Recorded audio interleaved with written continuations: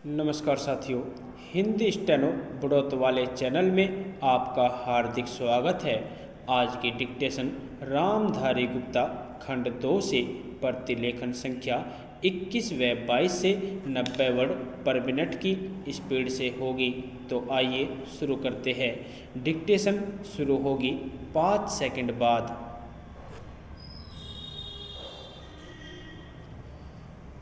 Start. महोदय, भारत जैसे बहुभाषा भाषी देश में जहाँ विभिन्न भाषाई परिवारों की 1652 भाषाएं बोली जाती हो, अष्टम सूची के अनुसार भी देश की 18 प्रधान भाषाएं हो। खान पान, वेशभूषा, रीति रिवाज आदि की दृष्टि से भी एक प्रांत दूसरे प्रांत से बहुत भिन्न हो, वहाँ देश की अखंडता को बनाए रखने के लिए सबसे अधिक आवश्यक यह है कि संपूर्ण देश के नागरिकों का वैचारिक स्तर पर आदान प्रदान हो, सांस्कृतिक विनिमय हो, एक दूसरे को समझने सराहने की चेष्टा हो।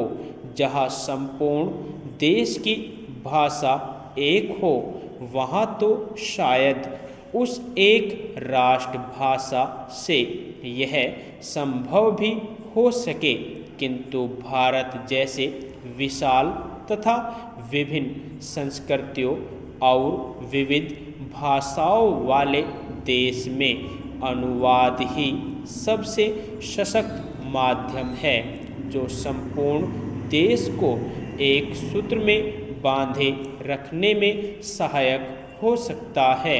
द्विभाषिकता का महत्व भारत में प्राचीन काल से रहा है। आज भी भारतीय जनसंख्या के सांख्यिकीय आंकड़े यह बताते हैं कि भारत में द्विभाषियों का प्रतिशत काफ़ी ऊंचा है। कहने की आवश्यकता नहीं कि सभी भारतवासी सामान्यतः हिंदी या निकटवर्ती प्रांत की भाषा को दूसरी भाषा के रूप में प्रयोग करते हैं। हिंदी भाषियों के मध्य हिंदी का प्रचार शिक्षा, व्यवसाय, जनसंचार, फिल्म आदि कई कारणों से हुआ। द्विभाषिकता का महत्व रोजी रोटी तथा आत्मविकास या आत्म प्रचार से बढ़ता है। यह द्विभाषिकता अनुवाद की मूल भित्ति है। एक व्यक्ति अपने भावों व विचारों को दूसरे तक पहुंचा सके तथा दूसरे की बात स्वयं समझ सके, इसीलिए वह 2 या अधिक भाषाएं सीखता है। यह व्यवहारिक सत्य है कि जो व्यक्ति जितनी अधिक भाषाएं जानता है, वह उतना ही बहुज्ञ है, क्योंकि भाषा के सहारे उसका परिचय क्षेत्र तो बढ़ता ही है, वह विभिन्न भाषिक संस्कृतियों से भी परिचित होता है।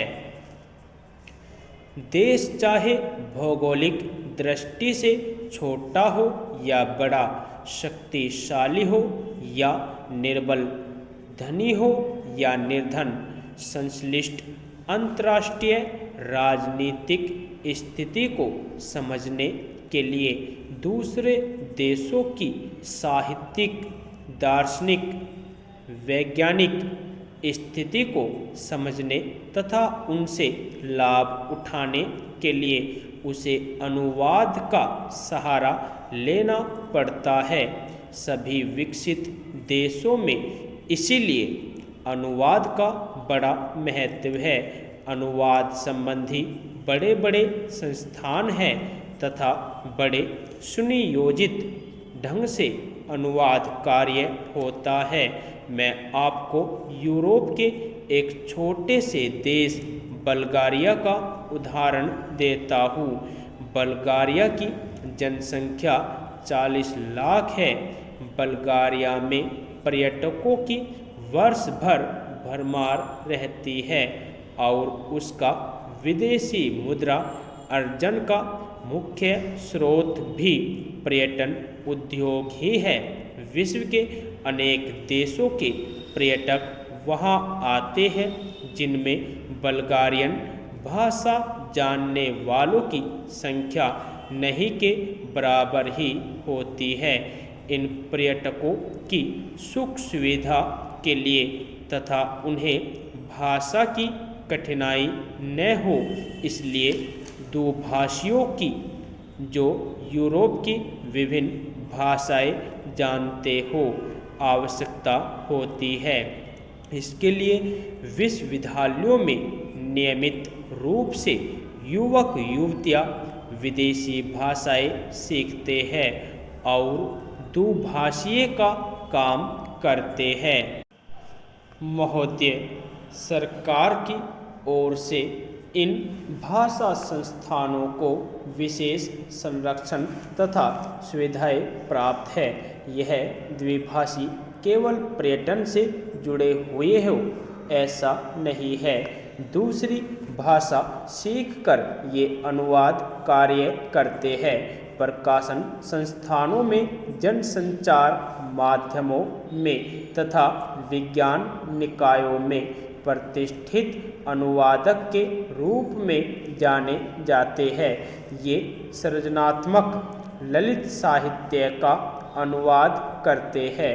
विदेशी समाचारों का अपनी भाषा में तथा बल्गारिया के समाचारों का विदेशी भाषाओं में अनुवाद करते हैं। ये अनुवादक अपनी अपनी भाषा के विशेषज्ञ माने जाते हैं। यदि आप कभी बल्गारिया जाए तो आप देखेंगे कि आप चाहे इनकी भाषा न जानते हो, किंतु आपकी भाषा जानने वाले आपको जरूर मिलेंगे। अभी कुछ महीने पहले की ही तो बात है, जब भारत के राष्ट्रपति डॉक्टर शंकर दयाल शर्मा बल्गारिया गए। वहाँ बल्गारिया वासियों ने हिंदी में उनका स्वागत किया और भारत संबंधी प्रश्न भी उन्होंने राष्ट्रपति जी से हिंदी में ही किए। भारतीय प्रतिनिधिमंडल के लिए यह सुखद आश्चर्य था। वस्तुतः अनुवाद या भाषांतरण उनके लिए व्यावसायिक अनिवार्यता है। यूरोप के अन्य देशों में भी यही स्थिति है, जहाँ विश्व में प्रकाशित किसी भी भाषा का महत्वपूर्ण शोध निबंध या कोई विदेशी चर्चित साहित्यिक कृति उस देश की भाषा में तत्काल अनुदित हो जाती है। इतिहास साक्षी है कि ईसाई धर्म के प्रचार में अनुवाद की भूमिका कितनी महत्वपूर्ण रही है। ईसाई धर्म के विश्वव्यापी प्रचार के लिए बाइबिल के अनुवाद की व्यापक योजना बनाई गई। अनुवाद ने ही बाइबिल को भारत के गांव-गांव, यहाँ तक कि आदिवासी क्षेत्रों तक पहुँचा दिया। बाइबिल के बाद सबसे अधिक भाषाओं में और एक ही भाषा में कई बार भगवद गीता का अनुवाद हुआ। भारतीय दर्शन और प्रतिभा को समझने की लालसा ने विदेशियों को प्रेरित किया कि वे गीता का अनुवाद अपनी भाषा में करें। आज विश्व की सभी प्रमुख भाषाओं में गीता का अनुवाद आपको मिलेगा।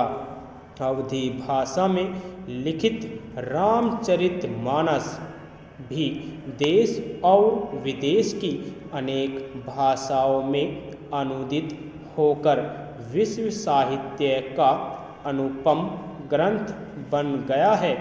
वस्तुतः अनुवाद ही वह माध्यम है जो देशीय रचना को भौगोलिक सीमा से मुक्त कर विश्व मंच पर प्रतिष्ठित करता है। गीतांजलि की ख्याति का एक प्रमुख कारण उसका विदेशी भाषाओं में अनुदित होना भी है। अनुवाद दो भाषाओं के मध्य सेतु का काम करता है और दो संस्कृतियों को निकट लाता है। अनुवाद की नींव है दो भाषाओं का ज्ञान और उन भाषाओं पर व्याकरण और शैली की दृष्टि से ऐसा पूर्ण अधिकार कि अनुवादक एक भाषा भाव व विचार राशि को दूसरी भाषा में पूर्णतः इस प्रकार रूपांतरित करे कि पाठक मूल रचना की संवेदना से भी परिचित हो सके तथा अनुवाद पढ़कर उसे मूल का सा आनंद भी मिल सके। यही लक्ष्य अनुवादक के लिए समस्या उत्पन्न करता है और इसी में उसके कौशल की पहचान भी होती है। स्रोत भाषा का ज्ञान अनुवादक के लिए इसीलिए अपरिहार्य माना जाता है। यदि आपको डिक्टेशन अच्छी लगी हो तो हमारे चैनल को सब्सक्राइब करें तथा वीडियो को लाइक व शेयर भी करें। धन्यवाद।